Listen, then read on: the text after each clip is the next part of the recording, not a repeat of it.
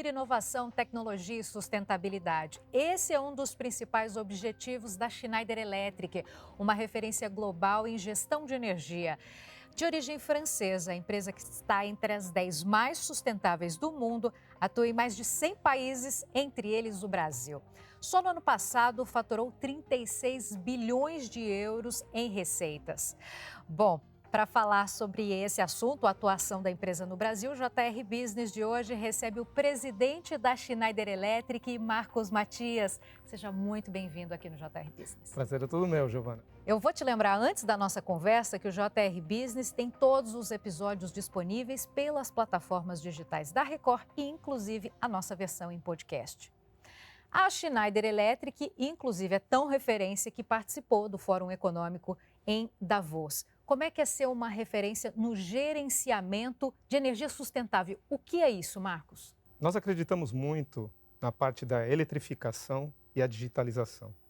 São dois caminhos ou duas fórmulas aí importantes para levar a sustentabilidade. E hoje nós estamos vendo cada vez mais o mundo ser mais elétrico. A eletrificação está tomando conta dos nossos veículos, das nossas situações da nossa casa, dos nossos edifícios cada vez mais inteligente. Então, essa jornada tem sido permitida devido à digitalização. Como todo mundo também está migrando a uma transformação digital importante, como, por exemplo, a indústria, que está investindo fortemente em ser uma indústria 4.0, isso leva a buscar eficiência. E o que essa eficiência se traduz? Se traduz exatamente no ponto relativo à sustentabilidade. Porque você trabalhando essa eficiência, você gasta menos dos recursos naturais do planeta, como energia, como água, como gás, e você gastando menos, você tem dois resultados positivos: sustentabilidade e também o resultado de ser uma empresa sustentável a nível financeiro. E como conseguir fazer o diagnóstico das empresas, do tipo de produto, do tipo de serviço que é necessário, já que vocês trabalham com segmentos completamente diferentes, né? Atendendo empresas diferentes? A gente chama de sustainability business, ou o negócio de sustentabilidade. Muitas empresas querem entrar nessa jornada do ESG, meio ambiente, social, governança, e para entrar nisso, primeiro tem que colocar indicadores. E esse caminho de buscar indicadores é você coletar dados, informação que às vezes você tem disponível dentro da tua fábrica, dentro do teu edifício, e você nem sabe que você tem essa disponibilidade. Coletando essas informações, a gente entra com o nosso portfólio de engenharia. Nossa capacidade de traduzir essas informações usando softwares que nos ajudam também a tratar essa informação, até mesmo a inteligência artificial no seguinte passo. E aí você aplica o serviço. O serviço é a transformação, o investimento que você tem que fazer para transformar, para ser mais eficiente, tendo um retorno sobre investimento. É sempre importante frisar isso. Uma empresa sustentável é uma empresa assim, que se preocupa com o meio ambiente, mas que vai ser sustentável ao longo da vida. Não podemos ter empresas sustentáveis que não vão sobreviver 1 ou 2 anos. Então, nessa jornada de tempo, a empresa tem que ser sustentável também. Investir em sustentabilidade é investir para um planeta esse mesmo que a gente está agora. É prepará-lo para mais um grande ciclo de vida.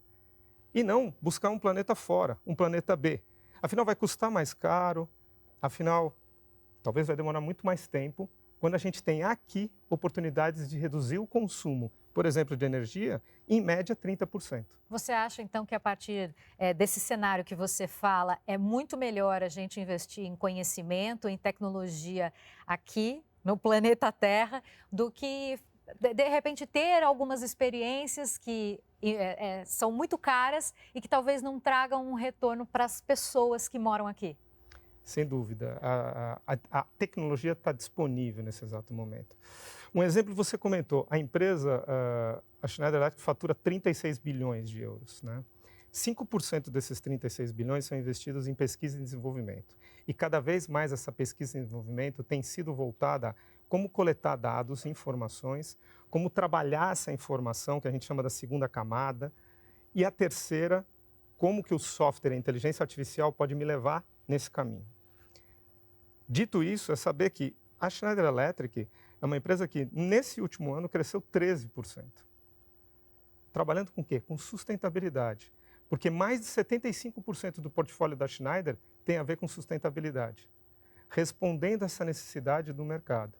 Então, são ações que a gente pode atuar agora, a gente até usa uma terminologia, a gente pode impactar nós, cidadãos, impactar o planeta, impactar um país. A gente pode ser impact makers. Nós queremos ser cada vez mais impact makers, o que significa impactar no sentido de buscar esse planeta sustentável, ele aqui, agora, e temos várias soluções, vários cases de sucesso que a gente pode compartilhar com vocês, porque são sucessos claros e evidentes que chegam até 60% de redução no consumo do recurso natural. O Marcos, então falando em impacto e também o investimento, né, que muitas vezes é um investimento caro para a empresa, mas extremamente necessário. O resultado, ele vem a curto, médio, a longo prazo? Os resultados, vêm em diferentes etapas ou é a longo prazo? Muita gente pensa que sustentabilidade é de longo prazo, né?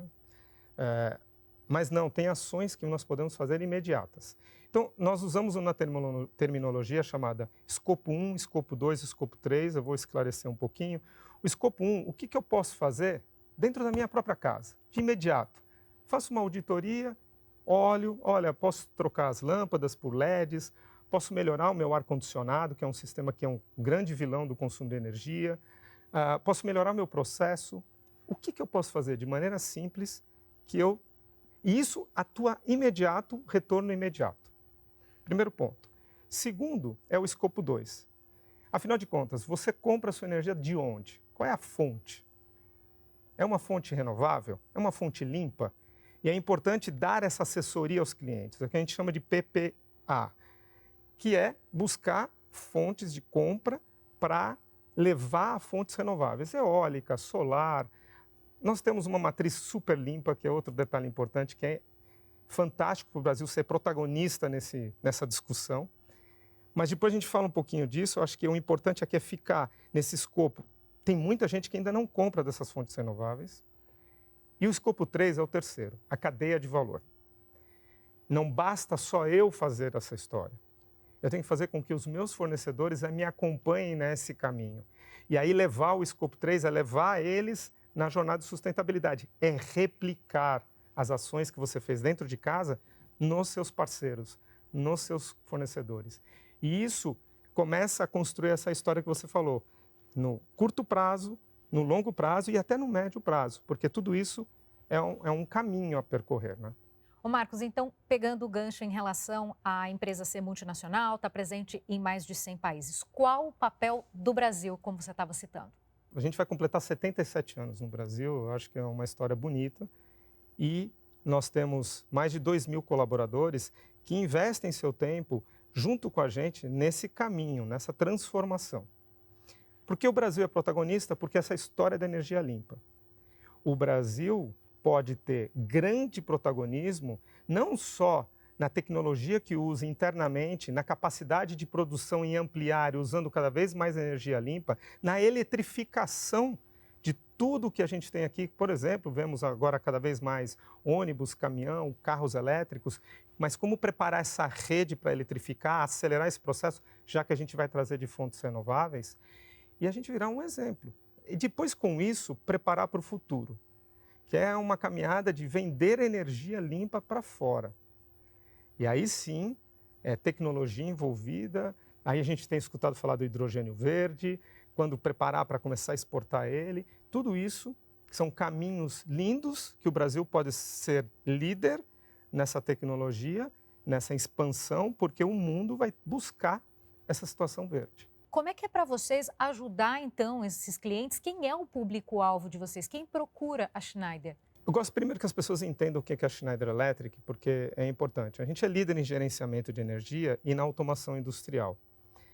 Mas mais do que isso, eu acho que a gente tem uma frase importante chamada Life is on, a vida está conectada. Tudo que nos conecta, né, e a energia é parte dessa conexão, é um momento que a gente pode buscar eficiência. Número 1. Número 2 é esse caminho que eu quero percorrer, que eu quero buscar no Life is On, está atrelado ao que a Schneider faz. E aí, para explicar de uma maneira simples para todo mundo, A Schneider não é uma geradora de energia. Eu não sou uma torre eólica, uma placa solar. Eu também não sou uma máquina que consome energia. Mas imagina que para chegar daqui, aqui eu preciso ter um meio que trata essa energia, que cuida dela, que a transforma em verde, que seja segura, um item muito importante. Energia tem um item de risco altíssimo, então como é que pode ser segura essa energia? Como é que pode ser confiável? Que não fique caindo o tempo todo? Tudo isso a Schneider tem proporcionado e ajudado. E aí, quando você perguntou dos clientes, é aí que eu falo, quem tem essa necessidade? Todos são conectados hoje, todos precisam de energia.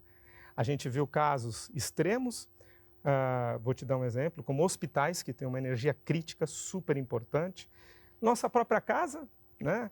Quantos hoje trabalham em home office, quantos trabalham, imagina acabar a energia, então como é que faz? Então a gente tem produtos que são voltados para a residência, a indústria, seja uma indústria de processo, uma indústria de matéria-prima, tudo isso também busca eficiência dentro do seu processo, porque são altos consumidores de energia.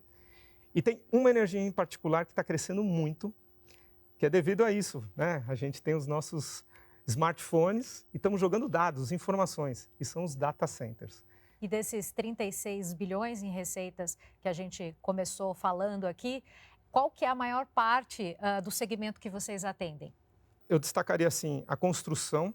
E aqui um dado curioso. Quando você olha no norte do planeta, o que a gente chama de velho mundo, eles têm, eu não sei, esse dado é importante, você sabe que mais de 75% dos edifícios não são eficientes? O que isso quer dizer?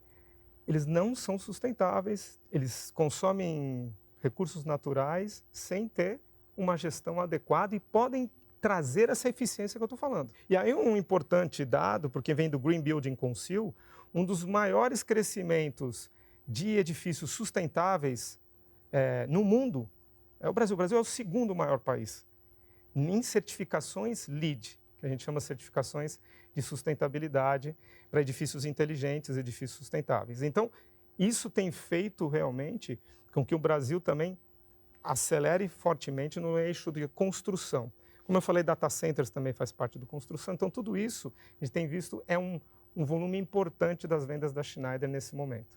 O Marcos, acho que uma das grandes situações que as empresas enfrentam é: quero ser sustentável, quero crescer. Como é que é possível fazer as duas coisas ao mesmo tempo? E é possível? Excelente pergunta, né? Eu acho que não tem...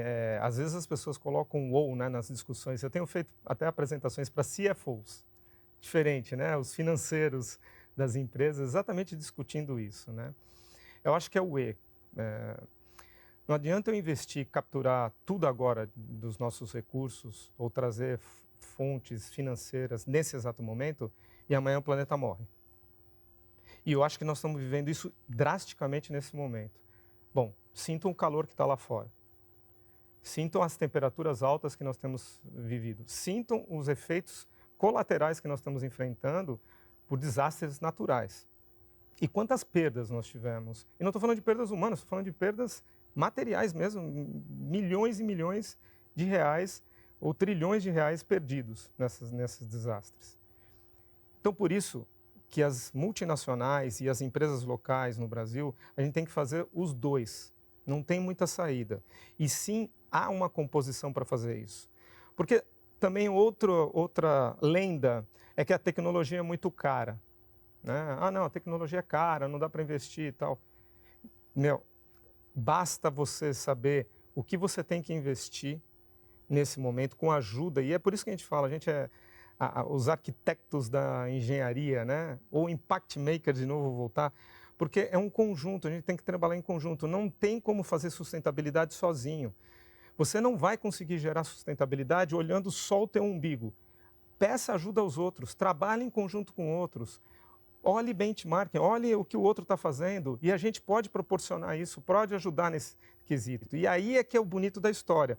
Quando você faz isso em conjunto, sustentabilidade se faz em conjunto, a gente busca esse planeta. E aí você traz o resultado na sua empresa, somado com o resultado financeiro. Mas tem um fatorzinho a mais. Pessoas. Hoje, as pessoas buscam empresas sustentáveis. Os melhores estão buscando empresas que querem ter longevidade na história e na jornada do planeta, mas da sua empresa. E esses são as novas gerações que estão chegando. A minha filha, por exemplo, de 12 anos, 13 anos, ela fala de uma sustentabilidade de uma maneira super interessante. Você vê que já nasceu com o chip dela comentar.